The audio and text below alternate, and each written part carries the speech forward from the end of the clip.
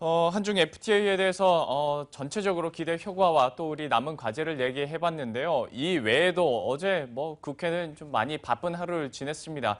이 외에 국회를 통과한 법 개정안들 전반적으로 정리를 해드리도록 하겠습니다. 현재 산업부의 박명호 기자 나와 있습니다. 어서 오십시오. 네, 안녕하세요. 안녕하세요. FTA 얘기는 조금만 더 해보도록 하겠습니다. 예, 그런데 FTA 하면 제가 앞에서도 잠깐 운운 띄었습니다만은 농업 부문에서는 우리가 너무 손해를 보지 않을까라는 이제 FTA라는 것만 나오면 좀 막연한 우려감이 있습니다. 이것 때문에 정부에서도 좀 지원금을 마련하고 있는데 이 부분에 대해서는 좀 어떻게 상황이 흘러가고 있나요? 일단 FTA를 통해서 이제 빗장이 풀려버리면 사실상 값싼 게 중국산 이게 농산물이 들어올 우리나라에 들어올 건 뻔한 일이거든요. 그래서 예. 정부도 이렇게 농업에서 가장 타격이 예상된다며 일단은 기금을 좀 마련했습니다. 네. 여야와 정부는 매년 1,000억 원씩 10년간 1조 원의 기금을 조성해 농어촌을 지원하기로 했는데요. 재원은 이제 민간 기업과 공기업, 농협과 수협으로 기금을 받아서 이 농어촌 자녀의 장학 사업과 의료, 문화, 또 주거생활 개선 사업 등에 쓰이기로 했습니다. 특히 이제 대기업, 민간 기업, 특히 이제 대기업에 이제 기부금을 받는다는 게 참 최근 논란이 되고 있는데 이게 이제 정부나 국회가 주장하는 게 FTA로 이익을 보는 이익을 이제 강제 환수하는 이제 무역 이득 공유제라는 게 있거든요. 네. 이걸 대신해서 이 자발적인 기금 방식으로 기금을 받아서 예. 운영을 하겠다. 이렇게 국회가 정부 설명했습니다. 자발적이다. 이게 사실은 굉장히 좀 논란인데 최근에 청년 희망 펀드도 굉장히 이 청와대나 이제 정부가 대기업한테 약간 할당하는 분위기가 좀 있어가지고 최근에 굉장히 논란이 됐는데 예. 이번에 또 이제 또 매년 1,000억 원씩을 이제 기업들로부터 이제 기부금을 받아서 네. 지원을 하겠다 하는 것도 이제 문제지만 이제 1,000억 원이 일단은 다 모여질지가 문제지만 예. 결국에는 이제 대기업들에게 이런 식으로 가다 보면은 향후에는 결국 할당제 또다시 이렇게 대기업이 짐 부과하는 이렇게 돼서 이제 논란이 되고 있습니다. 이번에도 대통령이 먼저 하지 않을까요? 그러면 밑에 기업들도 좀 쉽게 마음을 먹지 않을까라는 생각도 좀 드네요. 지금 같은 분위기에서 사실은 그렇게 될 가능성도 있어 예. 보이는데 일단 재계는 당연히 반발을 하고 있죠. 이중과세다. 이중과세나 마찬가지다라고 불만을 표시하고 있는데 일단 정부는 이런 부족한 부분 만약에 민간이나 이제 농협 수업에서 기금을 받아서 부족한 부분은 이제 정부가 이제 메우기로 하겠다고 밝혔습니다. 정부는 이 밖에 또 농업 분야와 보완 대책으로 금리나 세제 지원 등에 앞으로 이제 10년간 총 1조 6천억 원을 투입할 예정인데 기금과 이제 세제 지원 등을 합하면 총 농업에 2조 6천억 원을 10년간 지원하게 됩니다. 이 밖에 FTA로 가격이 하락한 농산물의 수익 피해 보전 비율도 현행 90%부터 내년에는 이 95%로 상향이 되고요.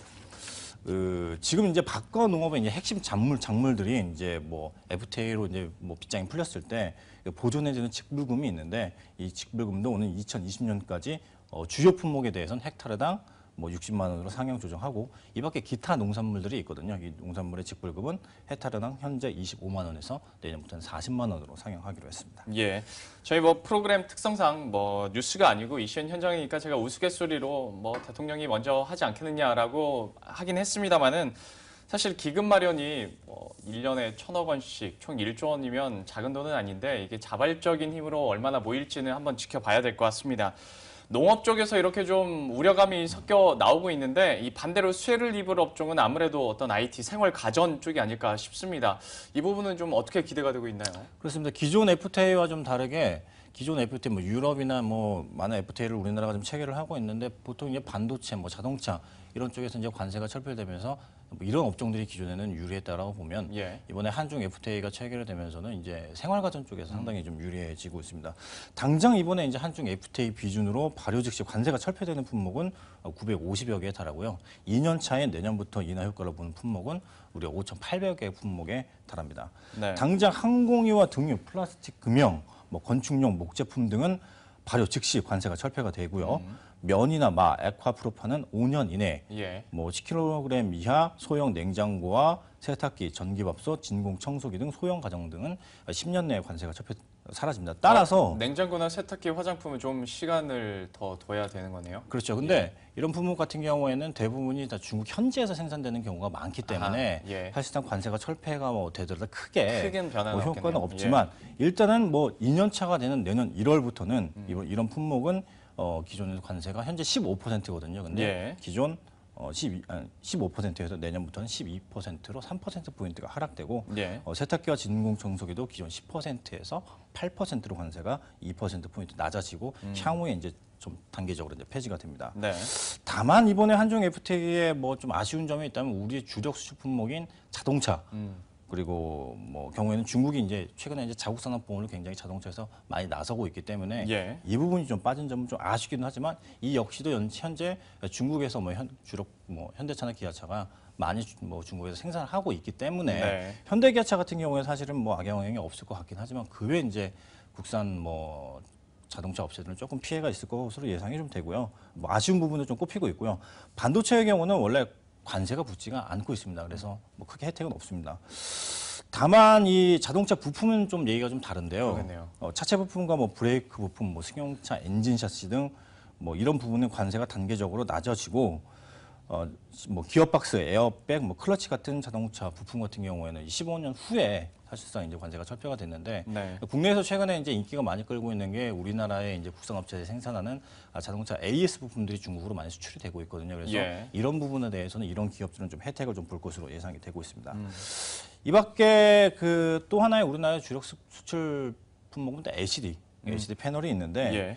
사실 중국이 굉장히 LCD 뭐 이런 산업을 키우려고 자국 산업부에 굉장히 강하게 나서고 있거든요. 예. 뭐 타도 한국을 외치고 있고 또 이런 부분을 육성하기 위해서 정부의 자금을 굉장히 많이 투입하고 있는데 일단 폐지는 됩니다.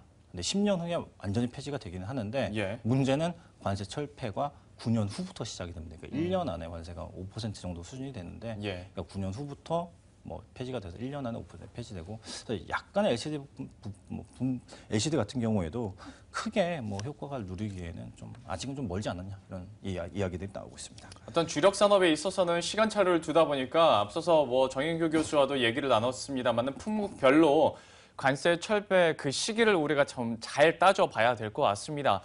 자, 이렇게 사실 어제 저녁부터 이 한중 FTA 얘기로 아주 시끌시끌했습니다. 그런데 어제 국회에서는 이것만 있었던 건 아니고 또 다른 법 개정안들이 국회를 통과했는데요. 우리 이슈엔 현장만큼은 좀 이런 것들을 하나하나 짚어줘야 될 것 같아서 한번 다뤄보도록 하겠습니다. 시간이 많지 않지만 어제 다른 법 개정안들 어떤 것들이 있었나요? 일단 가장 눈에 띄는 거는 사실 종교인 과세에 대한 부분입니다. 이 국회 종교인 과세 문제는 사실은 정치권, 뭐 정부에서도 굉장히 뭐 뜨거운 감자, 건드리기 민감하죠, 굉장히 그리고. 민감한 문제였는데 국회 기획재정위원회가 어제 조세 소위와 이 전체 회의를 잇따라 열고 오늘 2018년부터 종교인에 대해서도 과세할 수 있도록 하는 내용의 이 소득세법 개정안을 통과시켰습니다. 사실 이 종교인 과세에 대한 부분은 저희 이 머니투데이 방송에서 예전에 더 리더라는 프로그램에서 그 당시 기획재정부 장관이 예. 나와서 저희가 이제 단독으로 이제 보도도 해드리고 했었던 네네. 내용이긴 한데요. 일단 초대 국세청장이 사실은 이 종교인 과세에 대해서 1968년에 언급한 이후 이렇게 이번에 국회를 통과하면서 이 40여 년간의 논란 끝에 이제 매듭이 지어지게 됐습니다. 이제 국회가 내일 이제 본회의에 상정을 해서 통과가 되면은 세금을 면제받았던 승려나 목사 등은 종교인들도 앞으로는 소득세를 내야 되는데 개정안은 문제는 이제 개정안에 따라서 이제 종교인들 뭐 공제율은 소득에 따라서 20에서 80% 이게 차등이 되고 예. 이밖에 뭐 원천 징수는 뭐 종교 단체별로 이제 선택할 수 있고 학자금과 식사비, 교통비 등까지 이제 비과세 소득으로 인정을 해주기로 해서 일단은 뭐 종교인 과세가 통과가 됐기는 뭐 앞으로 본회의를 뭐 상당히 통과가 되겠지만 예. 일반인보다는 세금을 좀 덜 낼 것 같다 예. 이런 부분에 있어서는 뭐 지적이 좀 되고 있고요. 그리고 저는 잠깐만요. 네. 약간 좀 놀랐었던 게 네. 지금까지 종교인 과세가 안 됐던 이유 중에 가장 큰 이유가 뭐 예를 들어 내년 선거가 있잖아. 그렇죠. 그러면 민심을 이룰 수 있어라고 하는데 예. 사실 올해도 내년에 총선 있잖아요. 그렇죠. 그런데 통과가 됐다는 게 저는 약간 놀랐거든요. 지적하신 대로 통과는 이제 되고 내일 본회의 상정이 통과가 되지만 예. 유예가 됐습니다. 이제 2018년부터 시행하기로 유예가 됐는데 예. 말씀하신 대로 내년 4월에 총선도 있고 네. 2017년에 또 대선이 있거든요. 대선까지 지나서네요. 그러면. 그렇죠. 예. 그렇기 때문에 역시 정치권에서 이런 정치적 부담은 좀 고려하지 않았냐라는 평가가 나오고 있습니다. 그때 정부가 또 어떻게 바뀔지 모르는 일이기 그렇죠. 때문에 2018년까지 현재 유예를 해놓은 상황이고요. 네. 이 부분도 좀 들여다보면 재미있는 것 같습니다. 그리고 또 하나인데 무늬만 법인차라고 해서 예. 박명호 기자와 얘기를 나눴었어요. 그렇죠. 그리고 그때는 저희가 2층 다른 스튜디오에서 할 그렇죠. 때여서 예. 시간이 참 많이 지났다 싶었는데 결국 이런 개정안도 어제 통과가 됐죠. 그렇습니다. 이제 뭐 조세 소위를 뭐 통과가 됐는데 국회 기획재정위원회 이제 여당 간사인 강석훈 새누리당 의원과 야당 간사인 김건영 새정치민주연합 의원이 이 법인차, 그러니까 이른바 무늬만 법인차에 대한 그 비용 처리를 좀 제한하는 예. 이 법인사법 개정안을 뭐 잠정 합의를 했습니다.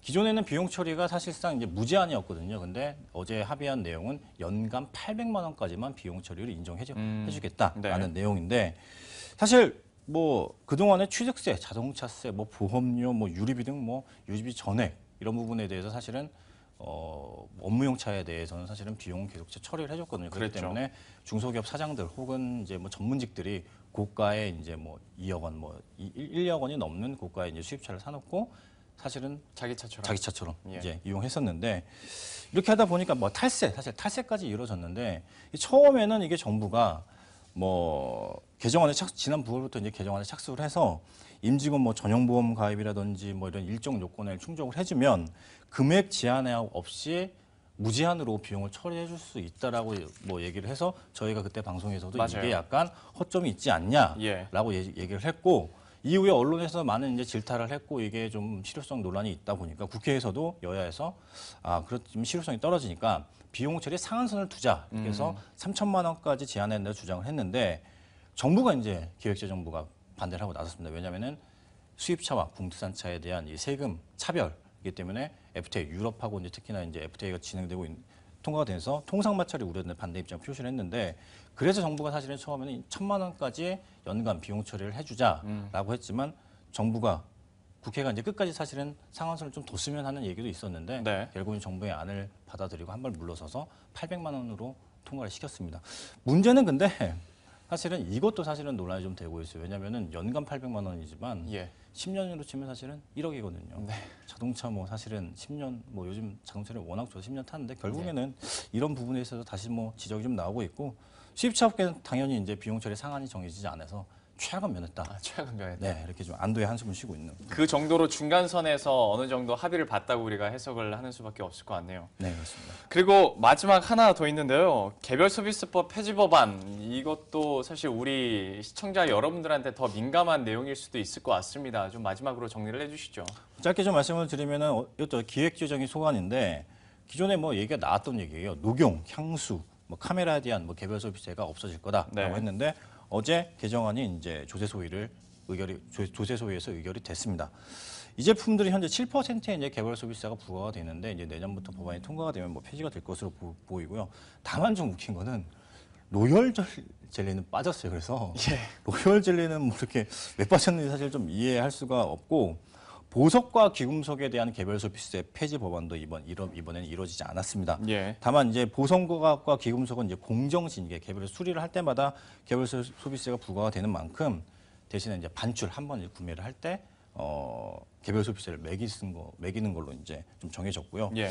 이 밖에 그 경마장, 뭐 경정, 경륜장 여기 이제 입장권에서 사실은 개별 소비세가 좀 부과가 되고 있는데 예. 경마장 같은 경우에는 현행 1,000원에서 2,000원 그리고 뭐 경전과 경륜장에서는 개별 소비는 400원에서 800원으로 이제 올라갔습니다. 이런 유행성 사실은 사행성 사업을 좀 정부가 좀 덜 해라라는 예. 이런 국민들에게 좀 덜 했으면 좋겠다라는 취지로 개별 소비세가 좀 인하된 게 아닌가 싶습니다. 예. 자, 이렇게 해서 이번 코너는 사실 시작은 한중 FTA로 첫 발을 떼긴 했습니다만은 어느덧 돌아보니까 어제 국회 한 바퀴 돌고 온 것 같습니다. 박명호 기자와 함께했습니다. 고맙습니다. 네, 감사합니다.